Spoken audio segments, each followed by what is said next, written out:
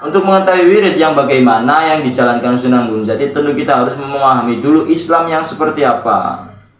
Jadi di zaman dulu itu kejadiannya seperti apa, budaya Islamnya seperti apa. Dan dari penelusuran sejarah yang ada, yaitu sejarah mengenai guru Sunan Gunung Jati maupun peninggalan ajaran Islam di Cirebon yang hingga kini masih dijalankan di keraton maupun pesantren-pesantren yang ada di Cirebon.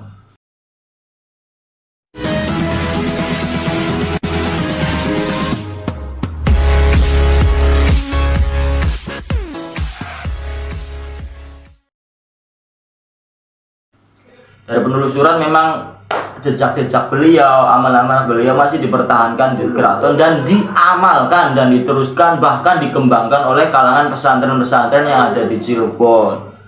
Memang banyak sekali cabangnya dengan berkembangnya keajaran Islam di tanah Cirebon itu melalui wasilah Sunan Gunung Jati, melalui pesantren-pesantren. Dapatlah kita kemudian pahami bahwa Sunan Gunung Jati merupakan tokoh penyebar Islam atau Raja Cirebon yang berpaham Ahlussunnah wal Jamaah dengan madhab Syafi'i. Nah, kita juga tidak boleh hanya tahu Sunan Gunung Jatinya saja, melainkan siapa sih beliau, sosok beliau itu berguru kepada siapa, beliau itu menganut madhab siapa. Lah, untuk madhab sendiri pada Sunan Gunung Jati yaitu bermadhab Syafi'i, yang beliau berguru pada Sayyidatul Kahfi. Itu memang jelas orangnya siapa, berguru kepada siapa, ilmunya itu seperti apa, itu beliau. Selain itu, bagaimana yang dikisahkan dalam naskah Mertasinga. Diketahui juga bahwa Sunan Gunung Jati merupakan seorang murid ulama sufi atau torekot. Nah, ulama sufi yang tadi pertama-tama di video-video awal menerangkan tentang sufi dan torekot. Nah, untuk sufi sendiri memang orang-orang yang bersih hatinya, memurnikan jati dirinya, tidak ada yang lain selain Tuhannya. Itu jalan sufi, sudah gila akan cinta kepada Tuhan. Terus kemudian naik ke torekot, sama sejajar dengan sufi juga. Torekot memang jalan menuju cinta pada Tuhan dengan step syariat, dengan dasarnya yang kuat, mengetahui dasar-dasar agama, kemudian naik berjalan kepada jalan Tuhan, tingkat yang lebih tinggi, berjalan menelusuri cinta kepada Tuhan, itu jalan torekot. Makanya orang-orang yang senang torekot, mereka mencoba untuk menikmati wirid-wirid, mencoba lebih tenang dalam apa yang dia lakukan untuk keseharian. Itu orang-orang torekot. Beliau dikisahkan wali yang mempelajari torekot an-nafsiyah pada salah satu ulama di Pasai, Aceh. Beliau dikisahkan mempelajari torekot itu, ilmu torekotnya di Samudra Pasai, Aceh, dengan ulama torekotnya dengan nama an-nafsiyah torekotnya. Berdasarkan pemaparan di atas, maka dapatlah kemudian dipahami wirid yang dilakukan oleh Sunan Gunung Jati adalah wirid yang sama dilakukan oleh faham Ahlussunnah wal Jamaah, khususnya mazhab Syafi'i, atau wirid yang bisa dijalankan oleh torekot an-nafsiyah.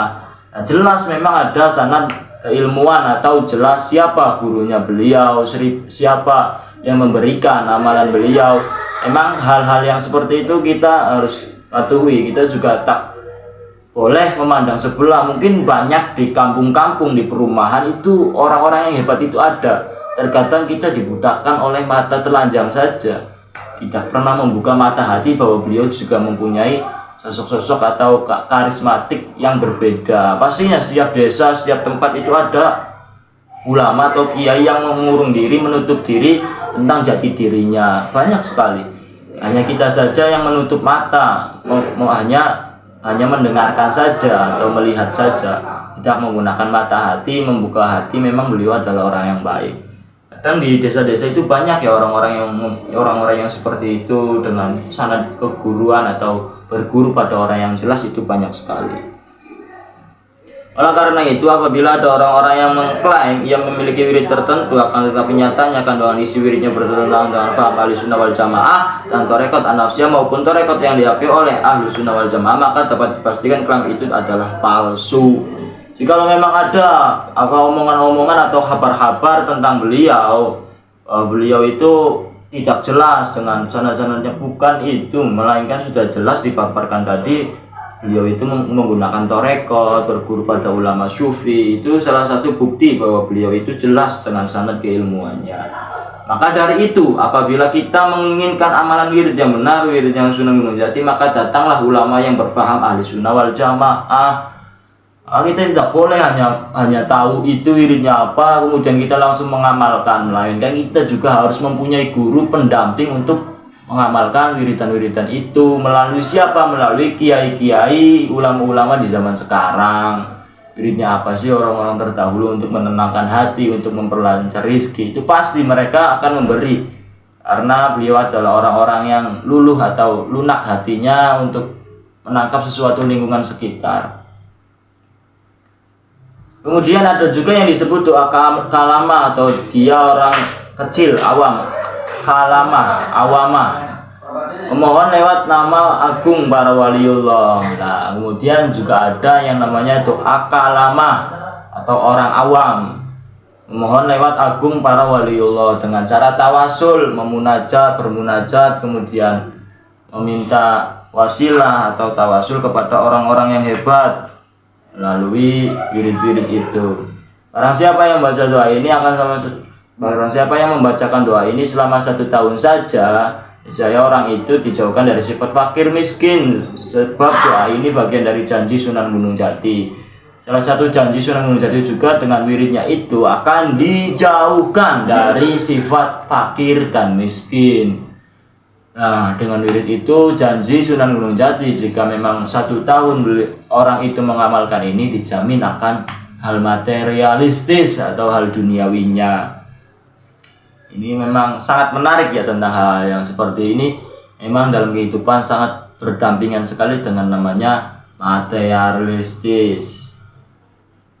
Lewat tabarukan Masyaikh Habib Nur Ali yang mengatakan, aku pernah dikasih secara langsung doa ini lewat Kanjeng Syekh Syarif Hidayatullah, bertujuan sebagai wasilah munajatku kepada Allah agar menjadi hamba mulia dalam kasbi lahir duniawi. Inilah asma doanya. Nanti saya akan sebutkan doanya seperti apa. Jadi dengan dibacakannya doa itu, dengan ceritanya beliau lewat tabarukan Masyaikh Habib Nur Ali mengatakan, aku pernah dikasih secara langsung doa ini lewat Sunan Gunung Jati. Tujuan sebagai wasilah munajatku hanya kita menjadi tangga kita untuk meminta kepada Allah agar menjadi hamba yang mulia dan dalam kasbi lahir atau dalam hal dunia materialistis. Inilah doa bacaan kalama. Bismillahirrahmanirrahim. Ini doa kalama atau doa Sunan Gunung Jati yang sampai sekarang masih dijalankan oleh keraton, masih dilaksanakan rutin di keraton Kanoman. Allahumma ya Allah, Allahu Rabbi al-Jabbar wa as'aluka min ridho ilahi. An-Nabi Kanjeng Sinuwun Syekh Syarif Hidayatullah, as'aluka syafa'a ma'al khodami wa ahlihi. Bacaan kalamah ini tentang meminta dilancarkannya rezeki. Wala hadrati mahku Cakrabuana Cirebon, khususon sumailah hadrati Mbak Patok Badri mal khodami wa ahli wa ila hadrati Buyut Naga Braja Gunung Semar wa min ahli Turab. Aluka syafa wa salamah wal barokah wal ijabah, asaluka wa syifaul hijab. Ya ghani wa aghnini bi ghinaka au amman siwa wa bijudika wa fadlik. Ini yang merujuk kepada doa meminta rizkinya itu, ya ghaniyu aghnini bi ghinaka. Ya ghani wahai zat yang kaya, ya ghaniyu aghnini, kayakanlah diriku, bi ghinaka dengan kekayaanmu, aman siwaka dari selain dirimu, wa bijudika dan kelawan wujudnya panjenengan, dengan adanya panjenengan Allah, wafadlika dan anugerah panjenengan. Ini mungkin poros dari isi yang tadi awal kita ceritakan, bahwa memang harus kita mengetahui isi dari apa yang kita ucapkan. Memang ini poros dari doa meminta rizkinya. Demikian ulasan amal Sunan Gunung Jati, dan doa bisa kita baca sebagai ikhtiar. Wallahu a'lam bishawab. Jadi memang tidak bisa kita mempercayai sesuatu tanpa adanya bukti nyata. Jadi kita harus memang berguru pada yang jelas. Maksudnya ketika mendapatkan doa atau amalan itu dengan yang jelas, dengan mendatangkan silsilah keturunan yang mungkin belum ada, sudah tiada beliau Sunan Gunung Jati, tapi masih ada anak keturunannya. Ya, dengan anak keturunannya kita bisa meminta wasilah dengan doa-doa tadi. Jadi memang ya apa yang kita lakukan atau apa yang kita inginkan itu harus cepet. Tapi memang dengan doa itu setidaknya kita bisa usaha. Dengan doa itu kita bisa meminta pada Allah tentang apa yang kita inginkan. Opsi lainnya juga banyak sekali, tentang meminta rezeki, meminta dilancarkannya rezeki, banyak usaha lain. Nah, yang tadi saya menceritakan tentang apa sih kunci sukses beliau dalam hal duniawi. Duniawi Sunan Gunung Jati itu seperti itu. Jadi suksesnya ada istiqomah yang sampai sekarang belum ditinggalkan, tidak akan pernah ditinggalkan oleh para keraton di Cirebon. Nah, wiridannya tadi, ya Ghani Aghnini, wahai yang kaya-kayakanlah diriku. Jadi memang seperti itu siklus doa-doa atau amalan yang tidak pernah ditinggalkan oleh Sunan Gunung Jati. Jadi kita ambil kesimpulan atau kita mengambil manfaat. Yang pertama, kita harus tahu apa arti dari doa tersebut. Yang pertama, kita harus tahu itu. Yang kedua, kita harus tahu siapa yang kita pinta. Apa yang kita pinta doanya itu kita harus tahu siapa sosok beliau, apa karomah-karomah beliau, guru beliau bernasab apa pedoman beliau, itu harus tahu. Yang selanjutnya kita harus meyakini tentang doa itu bahwa itu bisa mengabulkan kita, dan kita tidak boleh memaksa dengan artinya harus. Kenapa saya setelah membaca itu belum juga kaya?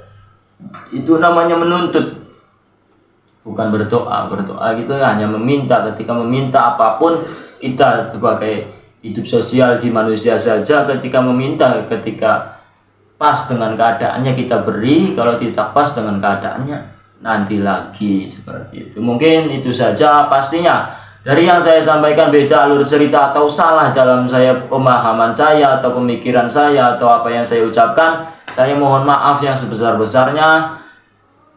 Saya hanya berusaha untuk mengupas kembali sejarah-sejarah yang dulu ada di tanah Cirebon. Kemudian memang itu orang-orang yang hebat di kalangan dunia ini. Jadi apa salahnya kita berkiblat kepada orang-orang terdahulu, karena di zaman sekarang sulit sekali mencari tokoh panutan untuk kita. Jadi itu saja yang bisa saya sampaikan. Kurang dan lebihnya saya mohon maaf yang sebesar-besarnya. Dari saya sekian. Wassalamualaikum warahmatullahi wabarakatuh.